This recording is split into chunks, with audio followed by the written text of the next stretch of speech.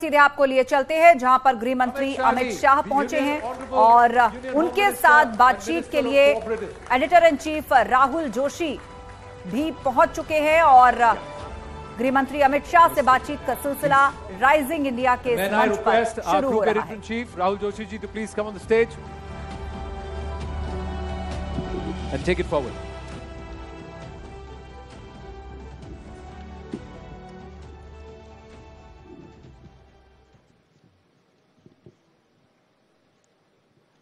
अमित शाह जी, आपका rising India summit में आने के लिए बहुत बहुत धन्यवाद।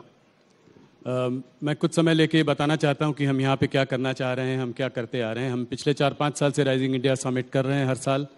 इस साल की थीम थी राइजिंग इंडिया रियल हीरोज़। हम उन लोगों पर स्पॉटलाइट डालना चाहते थे जो आम आदमी हैं देश के, जो एक्स्ट्रॉर्डनरी काम कर रहे हैं, ordinary people doing extraordinary work, जिनको कि आपकी सरकार ने भी पद्मा अवार्ड्स के थ्रू जो है उनको रिकग्निशन दिया है। प्रधानमंत्री जी के मन की बात में उन्होंने एक डायरेक्ट कॉन्वर्सेशन ऐसे लोगों के संग किया है। तो सबसे पहला सवाल राइजिंग इंडिया समिट पर मेरा ये होगा कि आप राइजिंग इंडिया को, पिछले 9 साल से आपकी सरकार है, आप कैसे देखते हैं इंडिया राइजिंग को और इसमें रियल हीरोज़ का योगदान कैसे रहा है? देखिए, ये विगत 9 साल में भारत ने हर क्षेत्र में दुनिया के सामने अपने आप को सिद्ध किया है। चाहे खेल का क्षेत्र हो, चाहे अर्थतंत्र का सुधार करना हो, चाहे डेमोक्रेसी का रियल परकोरेशन करना हो, डेमोक्रेसी को स्ट्रेंथी करना हो, केंद्र और राज्य के संबंध बेहतर बनाकर इसको दुनिया के सामने रखना हो। अनुसंधान के क्षेत्र में भी हमने बहुत कुछ प्राप्त किया है। रक्षा और रक्षा की आत्मनिर्भरता, दोनों क्षेत्रों में शायद आजादी के बाद सबसे ज्यादा किसी एक दशक में काम हुआ है तो वो ये 10 साल के अंदर हुआ है। देश की आंतरिक सुरक्षा के क्षेत्र में भी कश्मीर, नॉर्थ ईस्ट और वामपंथी उग्रवाद, तीनों हॉटस्पॉट को करीब करीब एक प्रकार से इस पर संपूर्ण प्रभुत्व आज हमारी एजेंसियों का हमने प्रस्थापित कर पाए हैं। ढेर सारे क्षेत्रों में भारत ने बहुत अच्छा किया है और उसका साथ अर्थ में यश हर क्षेत्र में ग्राउंड पर परफॉर्म करने वाले सभी नागरिकों को जाता है। ये जरूर है कि ये तो पहले भी थे, परंतु व्यवस्था सुधरती है तब भी हौसले के साथ। जब रियल हीरोज आगे नहीं आते हैं तो ये परिणाम नहीं मिलता है। मुझे पूरा भरोसा है कि अब इस नींव पर मोदी जी ने जो हमारे सामने एक स्वप्न रखा है कि 2047 में जब देश की आजादी के 100 साल पूरे होंगे तब विश्व में हर क्षेत्र के अंदर भारत नंबर 1 होगा, सर्वप्रथम होगा। इसको हम निश्चित ही सिद्ध करेंगे। बहुत धन्यवाद आपका। सवालों का सिलसिला शुरू करता हूं। आपसे फिर कुछ महीनों बाद मुलाकात हो रही है और एक दिलचस्प समय पे मुलाकात हो रही है। चुनाव आ रहे हैं और सबसे बड़ा इस वक्त जो सबसे गर्म मुद्दा है वो है राहुल गांधी का मुद्दा। तो मेरा पहला सवाल होगा राहुल गांधी पर। सूरत के कोर्ट से उनका कन्विक्शन हुआ, 2 साल की सज़ा सुनाई गई और तुरंत ही वो डिस्क्वालीफाई भी हो गए और आप लोगों ने जरा भी देर नहीं की उनको बेघर करने में। तो इसको आप कैसे देखते हैं? क्या आपको लगता है कि इससे एक सिंपैथी का माहौल भी बन सकता है राहुल गांधी जी के लिए? देखिए राहुल जी, अगर आपने ये पूरे कानून को और सुप्रीम कोर्ट के जजमेंट को जरा स्टडी किया होता तो आप मुझे सवाल ही नहीं पूछते। मगर खैर, अच्छा ही हुआ पूछ लिया, क्योंकि बहुत बड़ी भ्रांति फैलाने का प्रयास कांग्रेसी नेता कर रहे हैं। मैं आपकी चैनल के माध्यम से समग्र देश की जनता को रियलिटी बताना चाहता हूं। हमारा जो कानून था वो कानून में एक प्रावधान था कि किसी भी व्यक्ति को अगर 2 साल की सजा होती है तो 3 महीने का समय उसको मिलेगा अपनी सजा को स्टे कराने के लिए। सजा को स्टे कराना और दोष को स्टे कराना दो अलग बात है। तो दोष को भी स्टे कराना है, सजा को भी स्टे कराना है जी। और हमारे कानून में ये प्रोविजन ही नहीं है कि जिस अदालत किसी भी व्यक्ति को 2 साल या उससे अधिक सजा करती है वो दोष पर रोक लगा सकती है। कन्विक्शन स्टे नहीं हो सकता जी, सेंटेंस हो सकता है। अब एक lily Thomas versus union of India का जजमेंट आया है 2013 में। उस जजमेंट में सुप्रीम कोर्ट ऑफ इंडिया ने तय कर दिया कि 3 महीने आपको नहीं मिलेंगे। क्यों देना है? चुने हुए प्रतिनिधि कोई विशेष प्रायोरिटी क्यों एंजॉय करे? जिस क्षण से आपको सजा होती है उसी क्षण से आपकी सदस्यता रद्द हो जानी चाहिए। ये सुप्रीम कोर्ट का वर्डिक्ट है, 2013 का है, जब राहुल जी की माता जी के नेतृत्व में यूपीए चलता था। हम तो दूर दूर तक नहीं थे। अब ये जजमेंट आने के बाद हम तो आज भी सुधारना नहीं चाहते जजमेंट को, मगर कांग्रेस सरकार सुधारना चाहती थी क्योंकि वो लालू जी को बचाना चाहती थी। एक ऑर्डिनेंस लेके आए मनमोहन सिंह जी और इसको नॉनसेंस कर कर श्रीमान राहुल गांधी ने पूरे देश के सामने अपने ही सरकार के ऑर्डिनेंस को फाड़ दिया। अब उनके फाड़ने के बाद किसकी मजाल थी कांग्रेस सरकार में कि इस ऑर्डिनेंस को कानून में बदले, विड्रॉ कर लिया गया जी। आज अगर वो कानून होता तो वो शायद बच जाते, इतनी हाई तौबा नहीं करनी पड़ती। और दूसरी बात, उन्होंने अब तक अपने दोष पर रोक लगाने के लिए, कन्विक्शन पर स्टे लेने के लिए अपील भी नहीं की है। ये किस प्रकार की एरोगेंसी है? आपको फेवर चाहिए, आप मेंबर पार्लियामेंट बने रहना चाहते हो और अदालत के सामने भी नहीं जाओगे? ये किस प्रकार की एरोगेंसी है? कहां से जनरेट होती है ये एरोगेंसी? कहां से जनरेट होती है? और ये श्रीमान पहले नहीं है, अब तक राजनीति में उनसे ज्यादा बड़े पद पर रहे हुए और उनसे भी ज्यादा अनुभव रखने वाले ढेर सारे नेता इसी प्रावधान के तहत अपनी सदस्यता गंवा चुके हैं। मैं 3 नाम तो आपको अभी भी गिना सकता हूं। श्रीमान लालू प्रसाद यादव इसका सबसे पहला भोग बने, उसके बाद जयललिता जी बनी और राशिद अल्वी जी बने। ऐसे 17 लोग इंक्लूडिंग राहुल गांधी सबकी सदस्यता गई है। किसी ने काले कपड़े नहीं पहने, किसी ने हाय तौबा नहीं की, क्योंकि ये सुप्रीम कोर्ट का जजमेंट है, देश का कानून है। मगर अब इन पर आ गई तो कांग्रेस वाले कहते हैं गांधी फैमिली के लिए एक अलग कानून बनाना चाहिए। मैं देश की जनता को पूछना चाहता हूं, किसी एक परिवार के लिए इस देश में अलग कानून बनना चाहिए क्या? ये देश की जनता ने तय करना है। किस मेंटालिटी में जीते हैं लोग? और फिर कुछ भी होता है तो मोदी जी पर आरोप करना, लोकसभा स्पीकर पर आरोप मढ़े जा रहे हैं। अरे भाई, आप कानून पढ़ो, वो तो शायद नहीं पढ़ पाएंगे, मुझे मालूम है, समझ नहीं पाएंगे, परंतु कांग्रेस के बड़े बड़े वकील जो राज्यसभा में बैठे हैं और वकील होने के कारण ही बैठे हैं, वो लोग भी नहीं समझाते हैं कि भाई लोकसभा स्पीकर के हाथ में कुछ नहीं है। लोकसभा स्पीकर शायद 2 दिन के बाद भी कुछ करते तो वो 2 दिन में एज अ मेंबर पार्लियामेंट आपने जो कुछ भी वक्तव्य दिया है वो लोकसभा को इरेज करना पड़ता, क्योंकि आपकी सदस्यता वो क्षण से जाती है जिस क्षण से आपको सजा होती। पर घर से भी तुरंत निकाल दिया। घर थोड़े दिन दे सकते थे, रुक सकते थे। तो इससे फायदा क्या होता, समझाइए। नहीं, सिंबॉलिक है, बैर की राजनीति बोल रहे हैं ये, इसलिए मैं सवाल पूछ। सिंबॉलिक तो ये है कि फॉर व्हाट स्पेशल फेवर?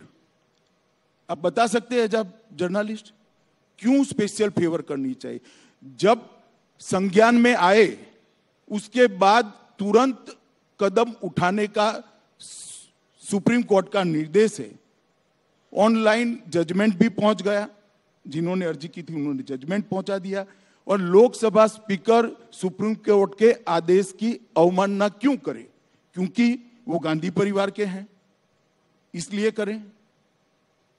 और आप हमें सवाल पूछ रहे हैं, उनको क्यों सवाल नहीं पूछ रहे कि भाई आप कोर्ट में क्यों नहीं गए? बताइए, आपको पूछना चाहिए या नहीं पूछना चाहिए? जी, मुझे लगता है कि वो इस बात को और आगे ले जाना चाहते हैं। वापस जहां पे उन्होंने नहीं, मोदी नहीं, वो जहां ले जाना चाहते हैं जी। मगर ये कानून की स्थिति है, इसमें कोई विंडिक्टिव वेंडेटा का पॉलिटिक्स है नहीं। बदले की राजनीति इसलिए नहीं है क्योंकि सुप्रीम कोर्ट ऑफ इंडिया का जजमेंट है और जब आपकी सरकार थी तब आया है। जी। अब राहुल गांधी ये कह रहे हैं कि कर्नाटका में भी जो पहली रैली वो करेंगे वो कोलर में करेंगे, जहां उन्होंने ये अपशब्द मोदी जी के लिए किए थे। तो इस बात को वो आगे बढ़ाना चाह रहे हैं। क्या ये चाहते हैं कि उनको इससे कोई सहानुभूति मिलेगी? क्या इसको ये मोदी बनाम राहुल का इलेक्शन बनाना चाह रहे हैं कर्नाटका में? देखिए, अगर वो वही जगह से भाषण करना चाहते हैं तो हम कैसे रोक सकते हैं? डेमोक्रेसी में हर कोई व्यक्ति, लोकतंत्र में जहां से कुछ भी बोलना चाहे बोल ही सकता है। इसमें मुझे कोई आपत्ति है। और मोदी बनाम राहुल करना चाहते हैं तो भी मुझे आपत्ति नहीं है। भाजपा के लिए जीतने की इससे बड़ी कोई फॉर्मूला ही नहीं हो सकती।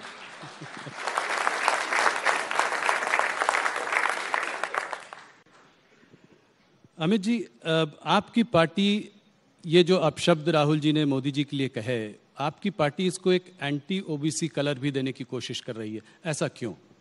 देखिए, उन्होंने मोदी जी को नहीं कहा है। पूरा भाषण आप सुन लीजिए जी। और मेरे इंटरव्यू के पहले चलाकर भी दिखाइएगा तो लोग भी सुने। उन्होंने मोदी समाज मतलब तेली समाज में सभी लोग क्यों चोर होते हैं ऐसा एग्जैक्ट नहीं कहा। उन्होंने ये कहा कि सारे चोरों का सरनेम मोदी क्यों होता है, ये कहा है जी। तो वो उन्होंने ओबीसी समाज का ही जानबूझकर अपमान किया है। इसमें पार्टी के बनाने का सवाल नहीं है, उन्होंने बोला ही ऐसा है।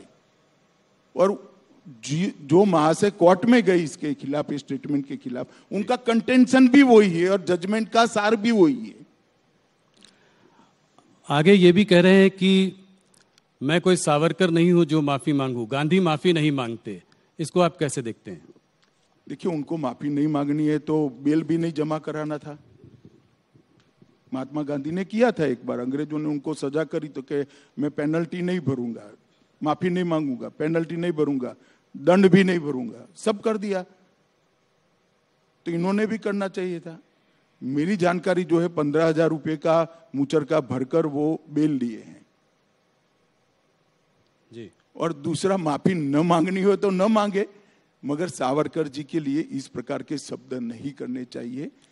मैं इतना कह सकता हूं कि इस देश के लिए ज्यादा से ज्यादा यातनाएं सहने वाले व्यक्तियों में से एक वीर सावरकर है।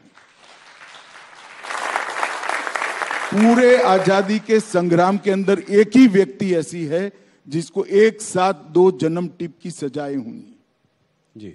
ऐसे वीर हुतात्मा के लिए आज इस प्रकार के शब्द प्रयोग करना, और शायद हम पर उनको भरोसा ना हो, वो अपनी दादी के भाषण सावरकर जी के लिए पढ़ ले कि इंदिरा जी क्या कहती थी।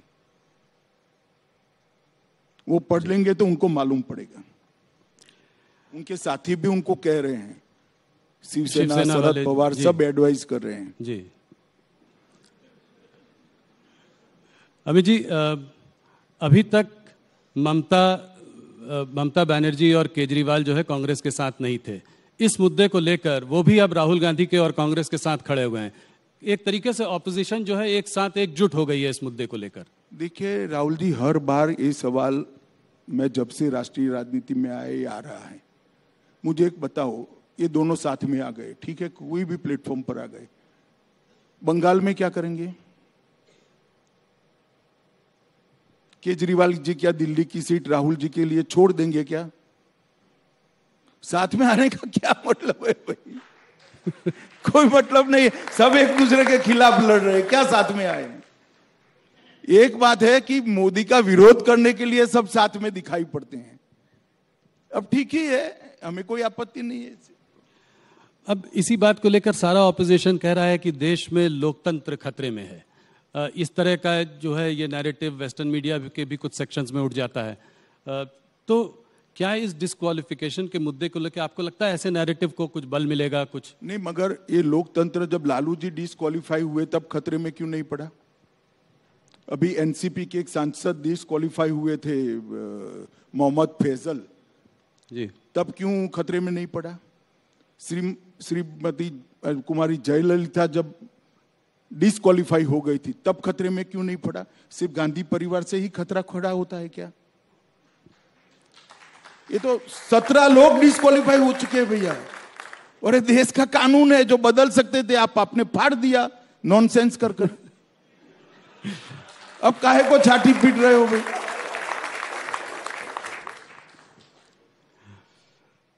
अमित जी, थोड़ा आने वाले चुनाव, कर्नाटका के चुनाव की ओर देखते हैं।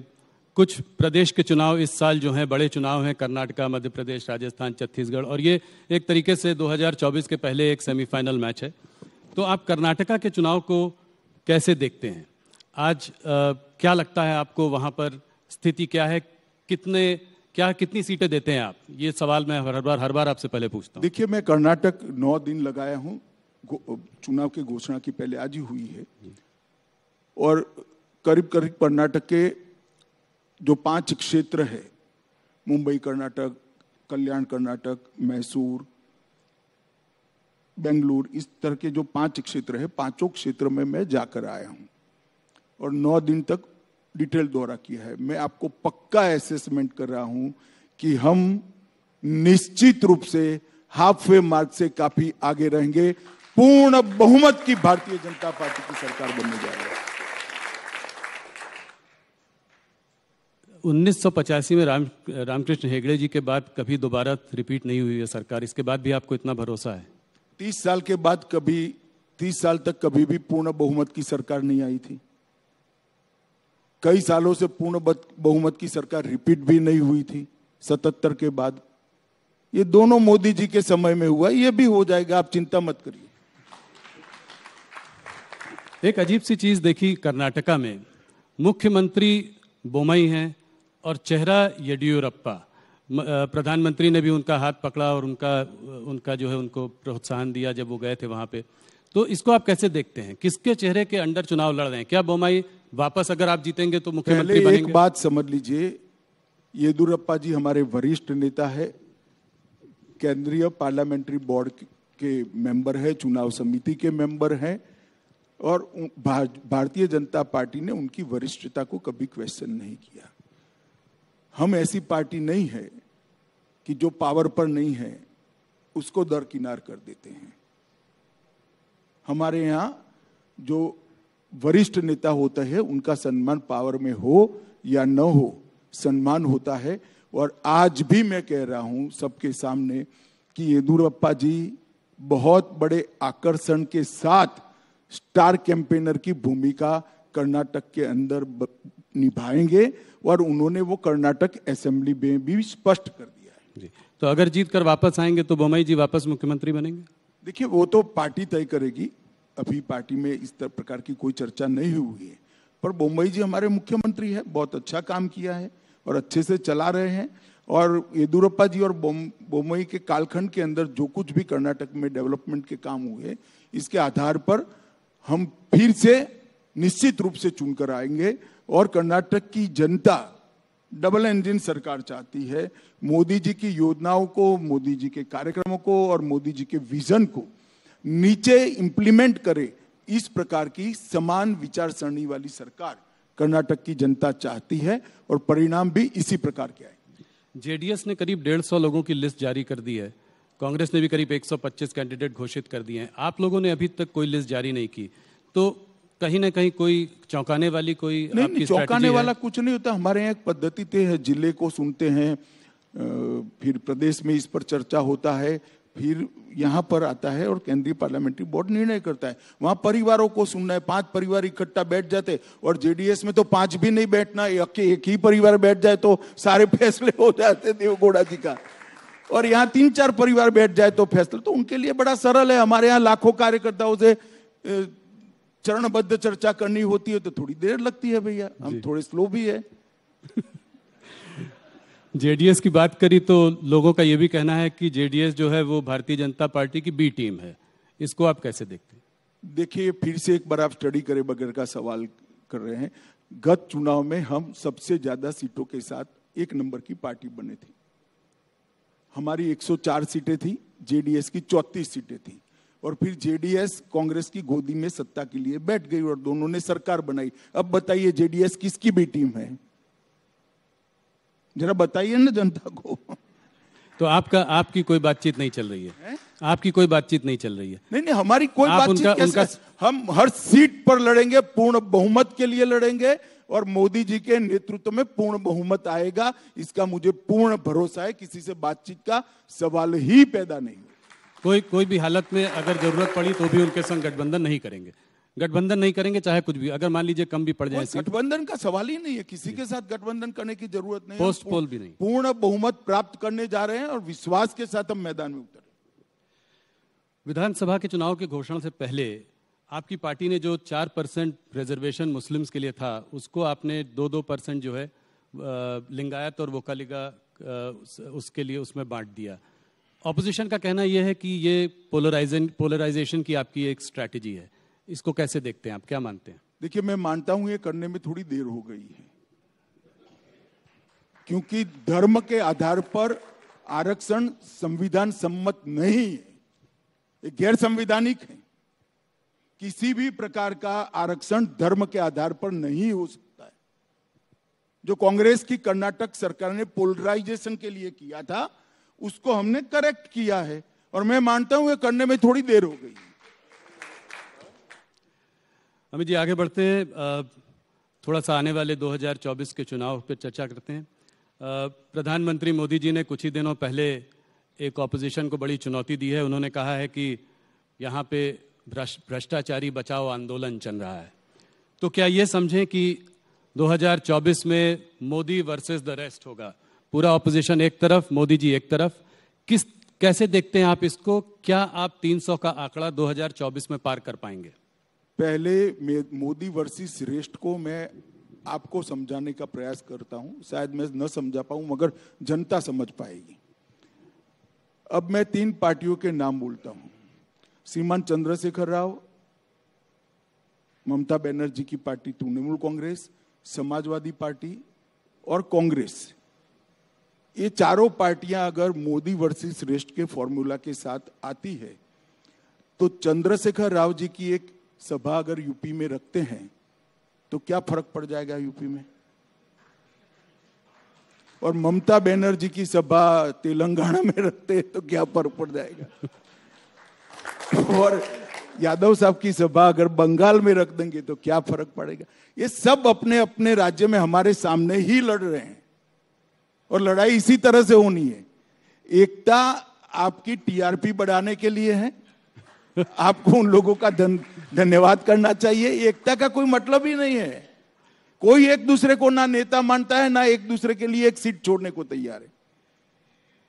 चलिए मैं मानूं कि टीआरएस तेलंगाना में 5 सीटें ममता जी को दे दे तो एक लड़ाई हुई भाई।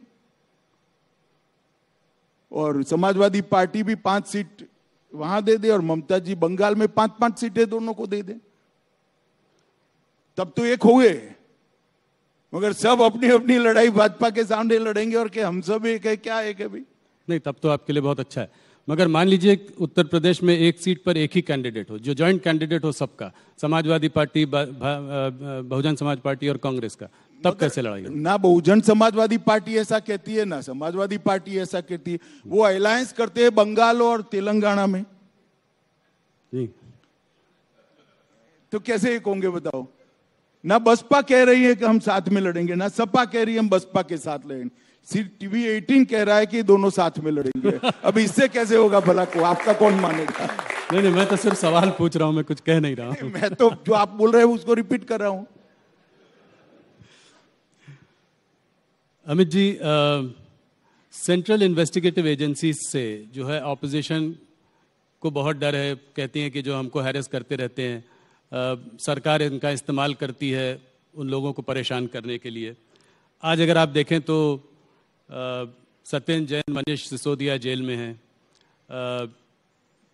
चाहे वो कविता हो, केसीआर जी की बेटी हो कविता हो, हेमंत सोरेन हो, सब लोग या तो ईडी के घेरे में हैं या सीबीआई के घेरे में हैं।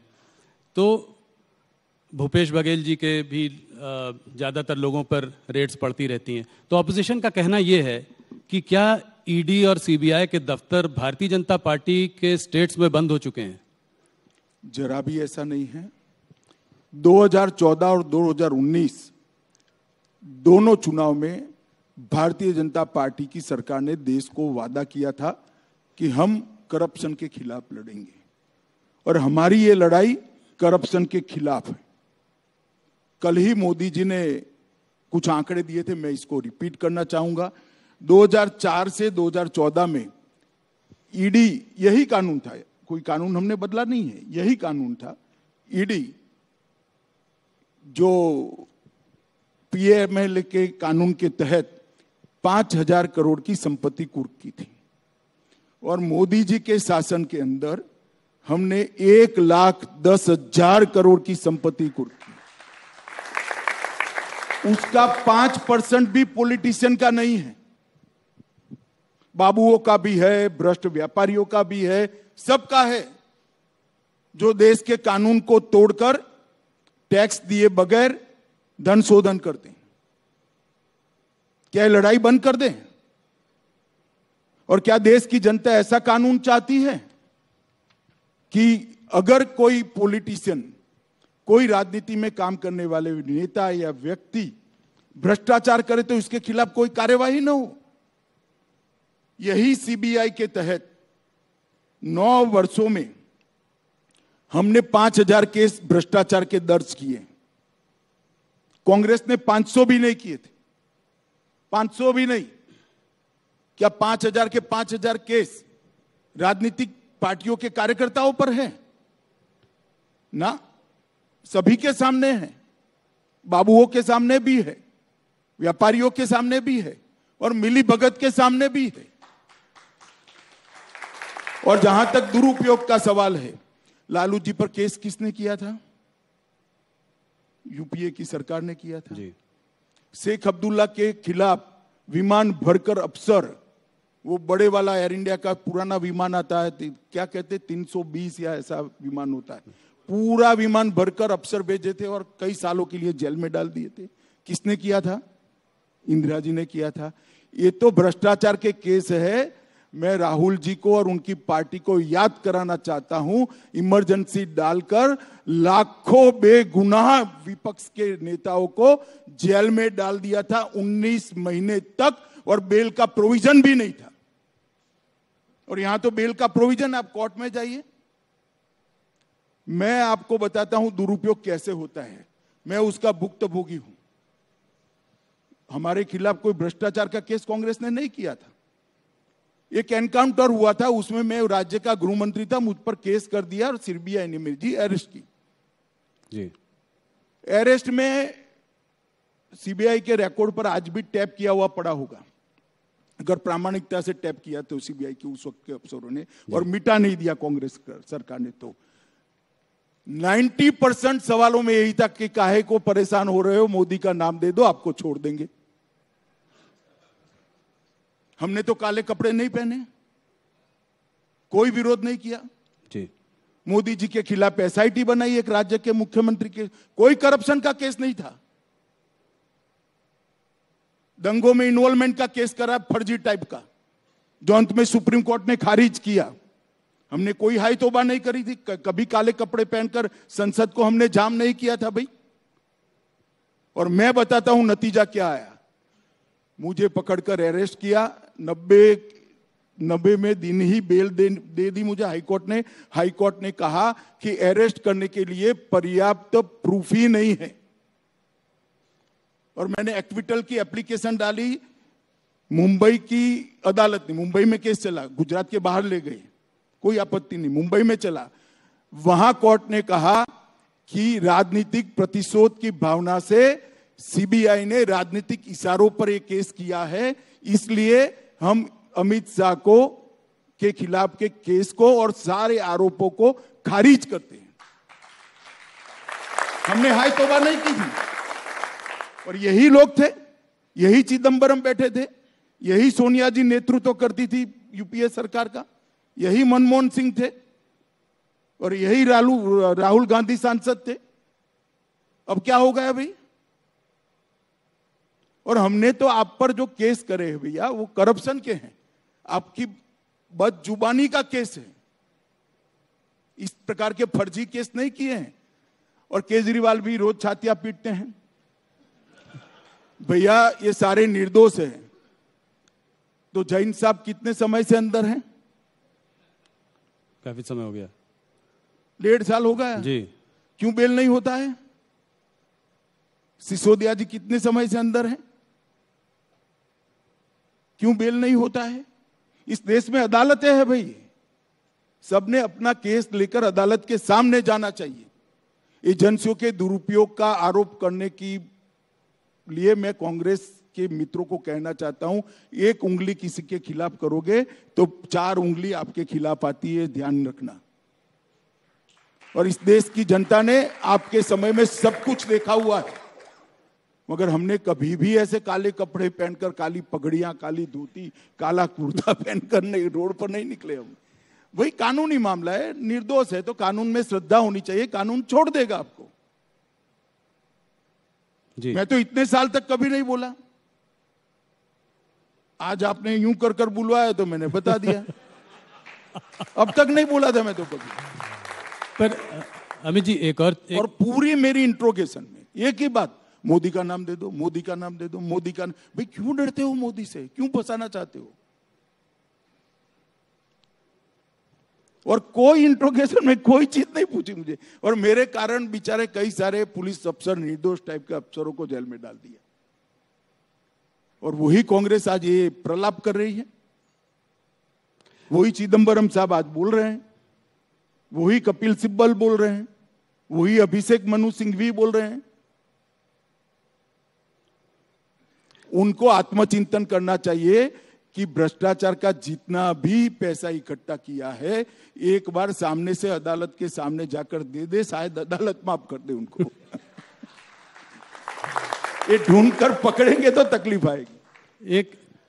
एक ऑपोजिशन लीडर का कहना यह है कि ये सारे आप भ्रष्टाचार के जो केसेस आप इन्वेस्टिगेट एजेंसीज तो करती हैं, पर अगर नेता पार्टी बदलकर भारतीय जनता पार्टी में आ जाए तो उसके खिलाफ केसेस को ड्रॉप कर दिया जाता है। ये बिल्कुल बेसलेस बात है। इस देश में अदालतें हैं, आपके पास अगर कॉन्क्रीट केस है तो लेकर अदालत में जाइए, अदालत सीबीआई को डायरेक्ट करेगी, ईडी को डायरेक्ट करेगी। कौन ईडी और सीबीआई की हिम्मत है अदालत के डायरेक्शन के खिलाफ काम करने की? बताइए किसकी हिम्मत है? और कांग्रेस पार्टी क्या मानती है? इस देश में अदालतें बंद हो गई है, जाइए आप अदालत में।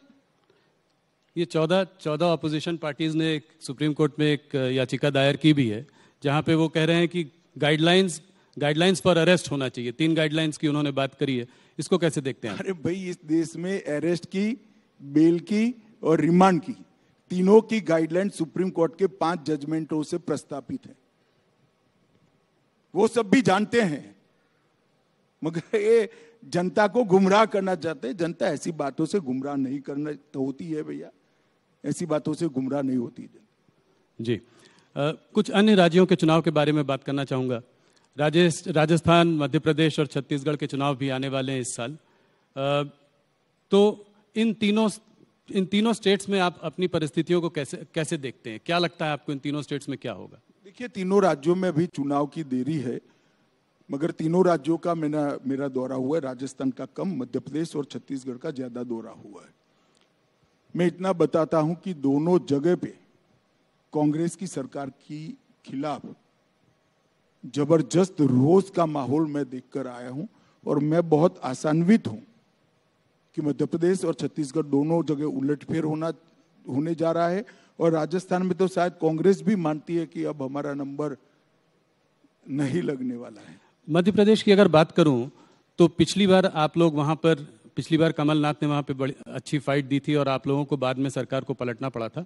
इस बार भी कमलनाथ का नेतृत्व है, कांग्रेस खड़ी हुई है और एक कांटे की टक्कर का वो दिखाई देता है। क्या आपको लगता है कि इस बार आप जीत जाएंगे? पिछली बार आपको दिक्कत हुई थी। नहीं, पक्का जीत जाएंगे। पिछली बार दिक्कत हुई थी क्योंकि वहां पर कुछ कास्ट बेस्ड आंदोलन खड़े किए गए थे, और कास्ट बेस्ड आंदोलन के कारण वोटर प्रभावित हुआ था, कलर्ड हुआ था, और वो आंदोलन के परछाई में एक चुनाव हुआ था। ऐसा ही कास्ट बेस्ड आंदोलन गुजरात में भी खड़ा किया था। जी। इस बार नहीं, इसके पहले के चुनाव में इसकी परछाई में चुनाव हुआ, तो स्वाभाविक रूप से लोकतंत्र में थोड़ा असर होता है इसका। परंतु इस बार हमें वो लोग समझ गए हैं, जनता समझ गई है कि राजनीतिक हथकंडा था। अब मैं जाकर आया हूं, मैं पूरा माहौल देखकर आया हूं, मुझे तो बहुत अच्छा माहौल की अनुभूति होती। और छत्तीसगढ़ में भूपेश बघेल के सामने आपका चेहरा कौन होगा? उम्मीदवार तो हर सीट पर कोई ना कोई लड़ेगा, नेता कौन होगा वो अभी हमने तय नहीं किया है, तय करेंगे तब आपको जरूर बता देंगे। राजस्थान में आप अपनी सिचुएशन को कैसे देखते हैं? वहाँ अशोक गहलोत जी जो है वो तो अपने ही कांग्रेस हाईकमांड को ही चकमा दे गए और वहाँ जमे हुए हैं, तो उनसे आप अपनी लड़ाई कैसे देखते हैं?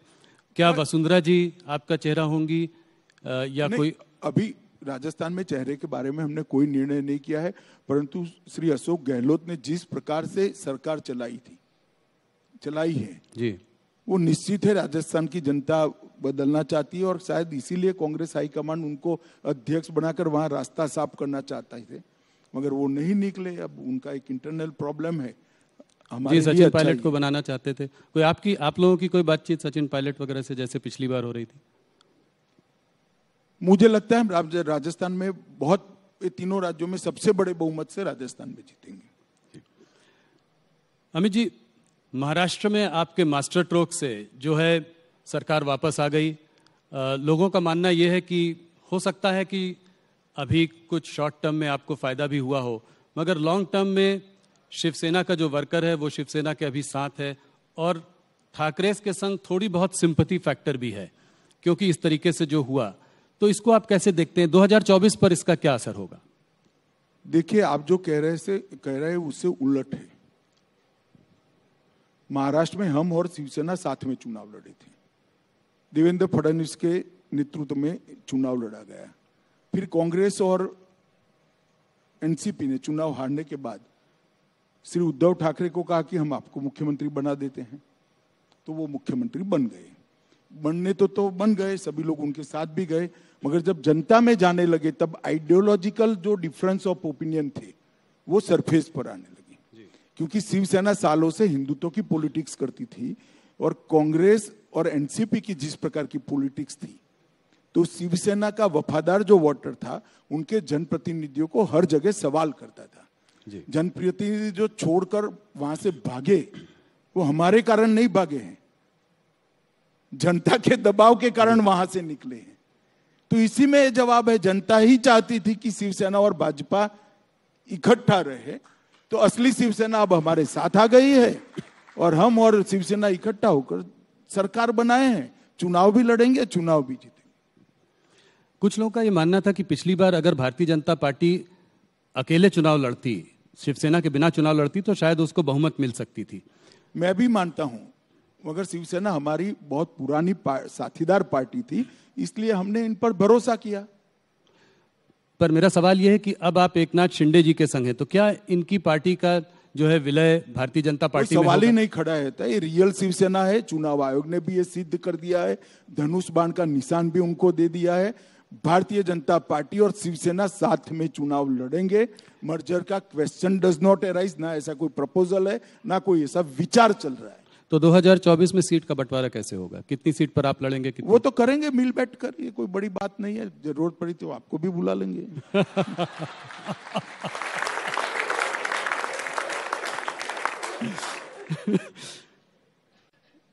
अमित जी, जो महाराष्ट्र में हुआ उस पर सुप्रीम कोर्ट ने टिप्पणी की, जो 5 मेंबर कॉन्स्टिट्यूशन बेंच जो सुप्रीम कोर्ट की थी, उन्होंने कहा कि गवर्नर को एमएलएस के मतभेद होने की वजह से फ्लोर टेस्ट की कोई बुलाने की कोई आवश्यकता नहीं थी। क्या कहते हैं आप? देखिए, जजमेंट नहीं है, सामने वाले पक्ष को सुनकर जज साहब ने दिया हुआ डायस पर से रिएक्शन है जी। मैं मानता हूं उसके बाद शिवसेना के लॉयरों ने भी ढंग से इसका जवाब किया है कि तथ्य क्या थे। जजमेंट आने तक बहुत आकलन नहीं लगाना चाहिए। जजमेंट आएगा तो सुप्रीम कोर्ट है, देश की सर्वोच्च अदालत है, जो तय करेगी वो सब लोग मानेंगे। मगर जज साहब काफी सवाल सुनवाई के दौरान पूछते हैं, उसको जजमेंट नहीं मान लेना चाहिए। अभी जी, 2024 के चुनाव के बारे में बात करते हैं। अगर आप देखें, आपको 300 के ऊपर सीट मिली थी, ज़्यादातर स्टेट्स में सैचुरेशन सीट्स मिली थी। उत्तर प्रदेश में काफ़ी ज़्यादा सीट थी। देखो राहुल जी, आपकी स्मृति थोड़ी वीक है, मेरी बहुत शार्प है जी। 2019 के शुरुआत में पहला सवाल आपने ये किया था कि 14 में सैचुरेशन पर हो क्या होगा और 19 में हमारी सीटें बढ़ गई। इस बार भी कहता हूं, गत चुनाव से ज्यादा सीटों के साथ फिर से एक बार मोदी जी प्रधानमंत्री।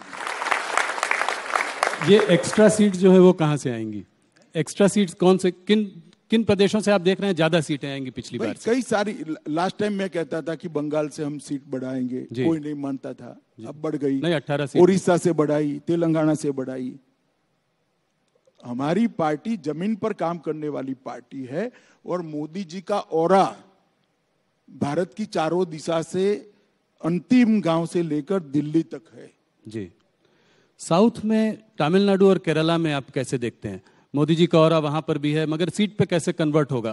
कोई तालमेल AIDMK? वहां हमारा संगठन वीक था, हमने काफी प्रयास किए हैं, काफी सुधार किया है, ढेर सारे गांवों तक पहुंचे, ढेर सारे बूथों तक पहुंचे हैं, और जहां वीक है और हमारे साथ साथी भी है। तो AIADMK के साथ कुछ गठबंधन रहेगा? हाँ, हमारा है ही अभी तो गठबंधन। अमित जी, थोड़ा कुछ उन मुद्दों पे बात करते हैं जिनसे आपके मंत्रालय का डायरेक्ट संबंध है। आज देश में पंजाब में जो हो रहा है उस सिचुएशन को आप कैसे देखते हैं? अमृतपाल को गिरफ्तार करने के लिए आपकी मुलाकात भगवंत मान जी से मार्च की शुरुआत में हुई। उनको गिरफ्तार 2 हफ्ते बाद करने की कोशिश भी की गई, मगर वो हाथों से निकल गए। तो ये कैसे हुआ? अमृतपाल, जब आप लोगों का इतना तालमेल बना तो वो बचकर कैसे निकल गए? देखिए, ये सारी चीजें मैं सार्वजनिक रूप से यहाँ नहीं बता सकता, मगर इतना बताता हूँ, हर 3 महीने में पंजाब के मुख्यमंत्री को मिलता हूँ, सारे राज्यों के मुख्यमंत्रियों को मिलता हूँ। ये कोई नई बात नहीं, इसको कोई घटना के साथ नहीं जोड़ना चाहिए, एक बात। दूसरी बात, जहां तक भारतीय जनता पार्टी की नरेंद्र मोदी का सवाल है, किसी भी राज्य में लॉ एंड ऑर्डर होता है, इरिस्पेक्टिव ऑफ पार्टी पॉलिटिक्स, हम वो राज्य के साथ चट्टान की तरह खड़े हैं, क्योंकि ये मामला देश का होता है, पॉलिटिक्स का नहीं। और पंजाब सरकार जो भी कदम उठाना चाहती है, केंद्र सरकार उनके साथ है। तो आप इसमें गलती किसकी मानते हैं? ये कैसे हुआ कि हम साथ में मिलकर भी? गलती का इतना जल्दी आकलन मत लगाइए ना जी। कुछ बात चल रही है, ढेर सारे लोग पकड़े गए हैं, ढेर सारे लोगों को उन्होंने NSA भी लगाया है, ढेर सारे लोगों को जेल में भी डाला है, अलग अलग प्रकार के केस भी रजिस्टर हुए, ढेर सारी मात्रा में हथियार भी जब्त हुए। मैं मानता हूं कि कठोर कार्यवाही की। और आपको उम्मीद है कि अमृतपाल को पकड़ लिया जाएगा जल्द से जल्द? मेरी उम्मीद से कहीं नहीं हो, कुछ नहीं होता है। एजेंसियां और पुलिस दोनों कार्यरत है, वो अपना काम करेंगी। और मैं मानता हूं ये सारे सार्वजनिक इंटरव्यू के हिस्से नहीं होते हैं, संवेदनशील प्रकार की बातें हैं और उसको इसी प्रकार से टैकल करना चाहिए। अमित जी, जो पंजाब में हुआ उसका हमने बाहर भी देखा कि भारतीय दूतावासों में जो है हिंसक प्रदर्शन हुए। Vancouver, Melbourne, Washington DC, San Francisco, हर जगह इस तरह के प्रदर्शन हुए। इसको आप कैसे देखते हैं? देखिए, भारत का दूतावास देश के दुनिया के किसी भी हिस्से पर हो, वो भारत का भाग है जी। और उस पर हमला, वो प्रीमाइसिस के अंदर किया गया कानून भारत के सार्वभौमत्व पर हमला है।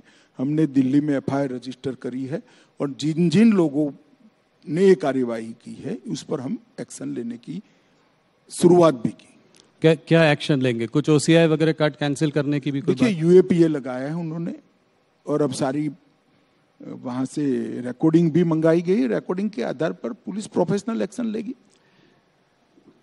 अमित जी, खालिस्तान के इस आंदोलन के पीछे किसका हाथ है? आप किसका हाथ मानते हैं इसमें?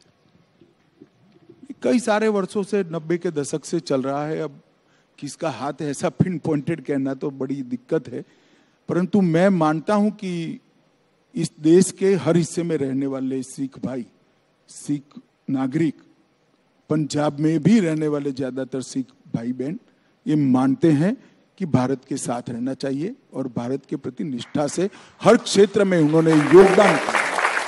और विशेषकर सुरक्षा के क्षेत्र में, आंतरिक सुरक्षा के क्षेत्र में जितना बलिदान सिख भाइयों ने दिया है, सिख जवानों ने दिया है, शायद देश के किसी हिस्से ने नहीं, और हर भारतीय को इस पर गर्व है। अमित जी, एक दूसरे मुद्दे की ओर जाता हूं। हाल में जुडिशरी से सरकार के टकराव का एक माहौल बना हुआ है। हमारे वाइस प्रेसिडेंट धनखड़ जी और रिजिजू जी जजेस के अपॉइंटमेंट की प्रोसेस को लेकर उन्होंने गंभीर सवाल उठाए हैं। उधर सुप्रीम कोर्ट ने कई बार जजेस के अपॉइंटमेंट के मामले में रिकमेंडेशंस की अनदेखी की है। इसको देखिए जुडिशरी, मैं समझ गया आपके, आप ये कोई टकराव वकराव नहीं है, सब अपने अपने एक ओपिनियन देते हैं भाई, इसको टकराव का स्वरूप मत दे दो। नरेंद्र मोदी सरकार जुडिशरी से किसी भी प्रकार का टकराव कर ही नहीं सकती, किसी भी सरकार ने नहीं करना चाहिए। दोनों का संविधान सम्मत काम करने का अपना अपना दायरा है और सब अपने अपने दायरे में रहकर काम करना चाहिए, कर भी रहे। नहीं, एनजीएसी बिल जो है दोनों संसदों में पास हुआ था, उसके बाद भी सुप्रीम कोर्ट ने उसको अनकॉन्स्टिट्यूशनल बताया। और मैं आपसे सवाल इसलिए पूछ रहा हूं क्योंकि आपके सरकार के एक मंत्री बराबर इस मुद्दे को उठा रहे हैं, इसके बारे में बात कर रहे हैं। इसलिए मुझे लग रहा है कि ये जुडिशरी वर्सेस एग्जीक्यूटिव जो चल रहा है, ये क्या हमारे देश के लिए ठीक है? हमारी सरकार के मंत्री की बात को आपने ध्यान से नहीं सुना है। आपने जिस जजमेंट का जिक्र किया कि कानून को उस जजमेंट से उलटफेर कर दिया, ऐसा नहीं है। वही जजमेंट में एक हिस्सा है कि आप जजेस अपॉइंटमेंट के लिए एक नई एसओपी बनाकर सुप्रीम कोर्ट को भेजिए, जिस पर सुप्रीम कोर्ट विचार करेगी। जी, भारत सरकार ने एक एसओपी बनाकर सुप्रीम कोर्ट को भेजी है जी, जो वहां लंबित है। किरण जी ने कहा इस पर जल्दी विचार करना चाहिए, इसमें क्या आपत्ति है? मैं नहीं मानता है कोई टकराव की बात है, मगर अब आप जो आपकी स्पर्धा होती है, टीवी ज्यादा कौन देखे इसकी, और कुछ भी कहते हैं, अब हम क्या कर सकते हैं भाई इसको। एक आखिरी सवाल इस मुद्दे पर, और मुझे पता है कि आप ये नोकझोंक जो है सुप्रीम कोर्ट, ये अडानी में भी उन्होंने एक जो है क्या कहते हैं कमेटी का गठन किया। आईबी रिपोर्ट जो है, जजेस पर आईबी रिपोर्ट भी पब्लिक की। तो इलेक्शन कमीशन में भी सरकार की पावर्स को थोड़ा डाइल्यूट किया। तो क्या आप ये नहीं देखते कि इसमें थोड़ा यहाँ पे कुछ लोग फिर भी एक बार जजमेंट नहीं पढ़ा है? दोनों इलेक्शन कमीशन पर जो जजमेंट आया है, उन्होंने कहा है कि सरकार जब तक कोई कानून नहीं बनाती तब तक की ये स्टॉप गैप अरेंजमेंट उन्होंने बताई है। सरकार को कानून बनाने का मौका दिया, अब सरकार का काम है कानून बनाकर कानून सार्वजनिक कर दें, संसद में पारित करा ले, और सरकार करेगी, इस पर विचार कर रही है सरकार। सुप्रीम कोर्ट ने ये नहीं कहा कि हमने जो फैसला दिया है वो कानून हो गया है जी। कानून बनाने का काम देश की संसद का है। सुप्रीम कोर्ट ने कहा है कि हमें लगता है कि इस पर एक कानून बनाने की आवश्यकता है, और जब तक नहीं बनता है तब तक ये स्टॉप गैप अरेंजमेंट हम सजेस्ट कर रहे हैं। तो स्वागत है वो स्टॉप गैप अरेंजमेंट का। अब गैप जो है वो भरने का काम हमारा है, हम कर रहे हैं। अमित जी, एक मुद्दा जिस पर आपने बहुत काम किया है और वो है ड्रग्स के खिलाफ आपने बहुत काम किया है। आप इतने व्यस्त रहते हैं, इसके बाद भी आपने इस चीज पर बहुत ज्यादा काम किया। आप कैसे देख रहे हैं कि भाई मैं काफी चीजों पर काम करता हूं। मैं वो सब तो करते हैं। मेरा मतलब है कि ये एक ड्रग्स फ्री इंडिया का जो सपना है वो कब पूरा होगा? ये प्रॉब्लम बहुत बड़ी है आज भी इतने। देखिए, ऐसा है कि ये ऐसी समस्या है जिसकी समाप्ति की कोई डेट नहीं दी जाती, ना हो सकती है, कभी भी नहीं हो सकती। एक लड़ाई है और लंबे समय तक चलने वाली लड़ाई है, मगर अप्रोच में बदलाव हो सकता है। नरेंद्र मोदी जी के प्रधानमंत्री बनने के बाद ड्रग के खिलाफ लड़ाई में हमने अप्रोच बदला है। एनकोड कर एक व्यवस्थापन 2020 से हम लेकर आए, जिस एनकोड के अंदर 4 स्तरीय व्यवस्था है। केंद्रीय स्तर पर 2 व्यवस्था है, एक राज्य स्तर पर है और एक जिला स्तर पर है।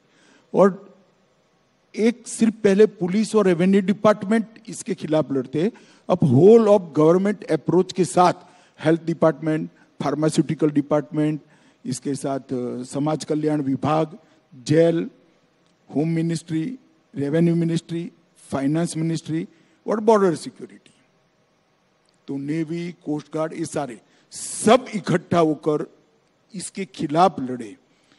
वो व्यवस्था का नाम है एनकोड व्यवस्था, जो 2020 से हम लेकर आए, और इसके कारण ड्रामेटिक परिवर्तन आंकड़ों में आया है। जी। मैं आपको बताता हूं, पहले 9 साल में 630 करोड़ का ड्रग पकड़ा गया था और ये 9 साल में 22,000 करोड़ का ड्रग पकड़ा गया है।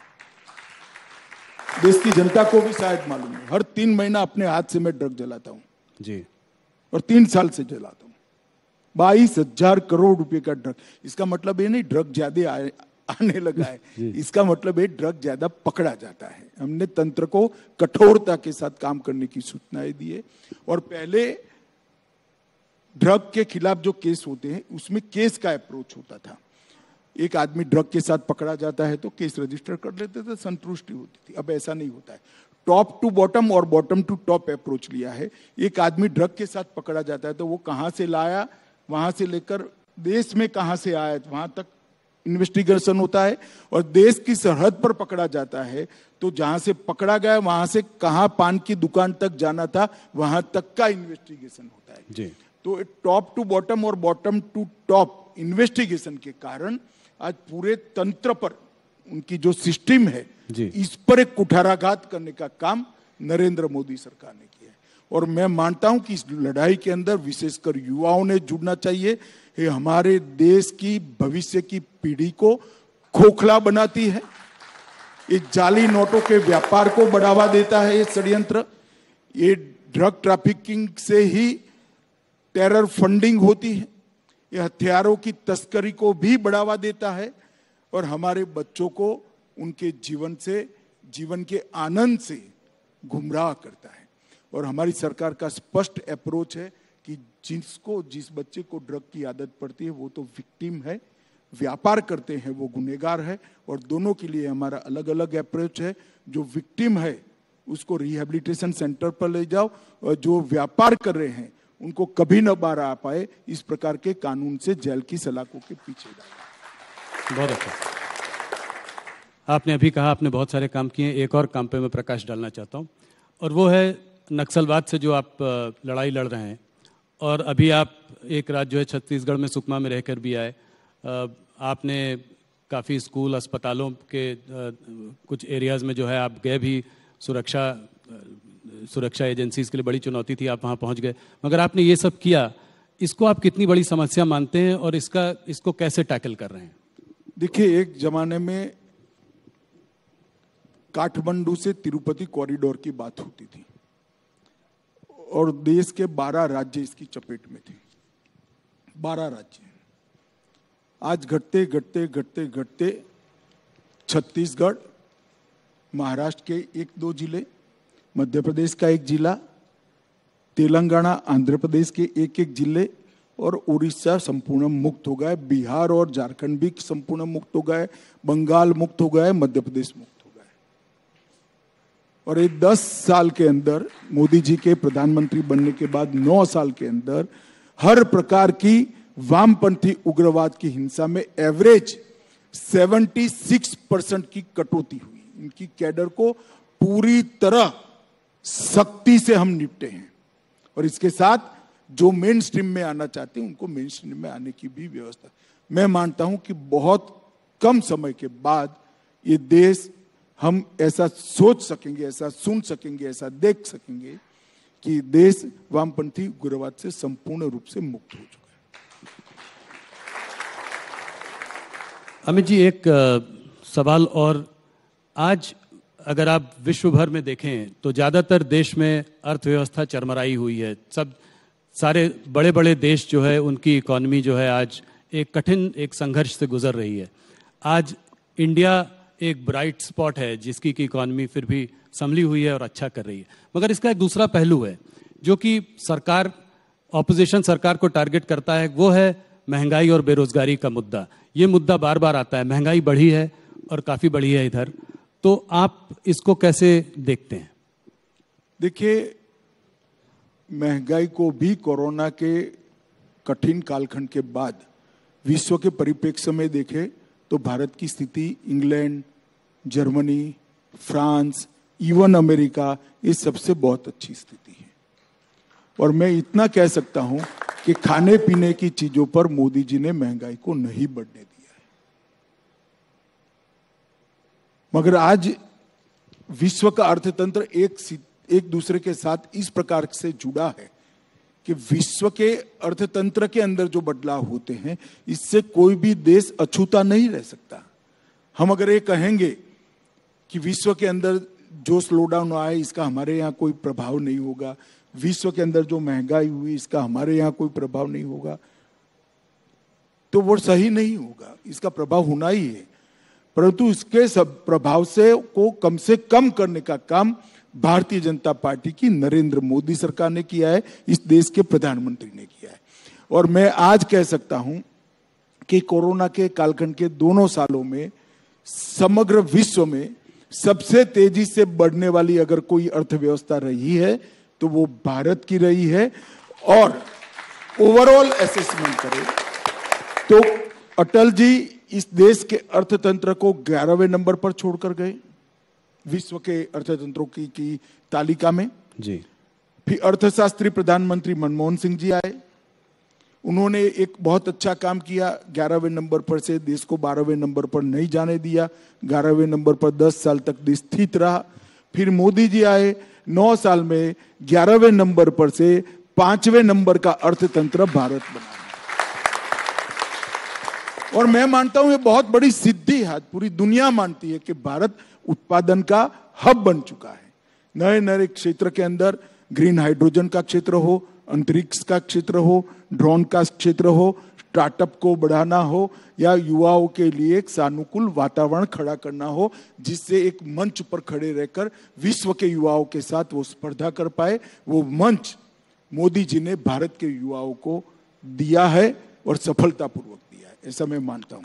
नहीं, और आज लोग मानते हैं कि इस डेकेड के एंड तक हो सकता है कि हम top 3 economies of the world में भी हों, तो इसमें कोई दो राय नहीं है। अमित जी, मैं हर बार कोशिश करता हूं कि आपसे कुछ हल्के फुल्के सवाल पूछूं, पर उसका मुझे कोई जवाब नहीं मिलता। एक सवाल जाते जाते बताइए, आप रिलैक्स कैसे करते हैं? कुछ कभी छुट्टी लेते हैं, कभी कुछ? तो अभी आपके साथ बैठकर ही रिलैक्स हूं भैया। देखो भाई, मन में जो है वो करते रहो, अपने लक्ष्य के अनुरूप करते रहो, अपनी मान्यता के अनुरूप करते रहो, कभी थकान नहीं लगेगी। अपने मन से विपरीत करोगे, अपनी आइडियोलॉजी से विपरीत करोगे, अपनी मान्यता से विपरीत करोगे तो थकोगे। अगर कोई कॉम्प्रोमाइज करे बगैर अपनी मान्यता के अनुसार काम करते रहोगे तो थकान कभी नहीं लगेगी, और इसीलिए मुझे कभी नहीं लगती। मुझे पता है कि मुझे जवाब मिलेगा नहीं, पर मैंने फिर भी कोशिश की। अमित जी, आपका बहुत बहुत धन्यवाद। आप राइजिंग इंडिया में आए, आपने हमारे सारे सवालों का बहुत लंबे समय तक जवाब दिया, हमसे जुड़े, बहुत बहुत धन्यवाद। Ladies and gentleman, please give him a big hand. आपका भी बहुत बहुत धन्यवाद, क्योंकि राहुल जी वाली भ्रांति को क्लियर करने का आपने मुझे मौका दिया। बहुत बहुत धन्यवाद। धन्यवाद। Ladies and gentlemen, big round of applause for Amit Shah ji, please.